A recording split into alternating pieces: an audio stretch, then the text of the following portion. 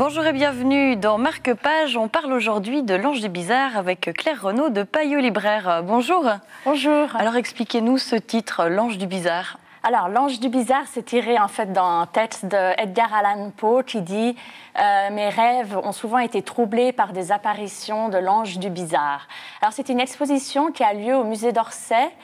Et ça part en fait de ce romantisme noir, c'est-à-dire nos tréfonds de l'âme, tout ce qu'on a, notre inconscient.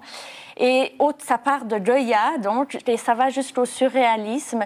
Et c'est une balade à travers les siècles et à travers l'Europe de tout ce qu'on n'ose jamais exprimer, autant en érotisme exacerbé que des cauchemars. On découvre deux peintres dont on parle très peu, qui sont Carlos Schwab et Fuseli. Et c'est une excellente, très belle exposition. Alors, est-ce que cette exposition est uniquement liée à la peinture? Alors non, justement. Il y a aussi des films et on se rend compte que dans ces films, ils ont été très influencés par la peinture, entre autres Murnau avec les paysages de Caspar David Friedrich. Il y a Buñuel et son chien andalou qui est très surréaliste. Et puis, il y a un film aussi de Hitchcock, Rebecca, qui se passe dans un château gothique et qui montre aussi un érotisme morbide. Donc, on se rend compte, en fait, qu'il y a beaucoup de peintures qui ont influencé le cinéma. Claire Renaud, merci beaucoup.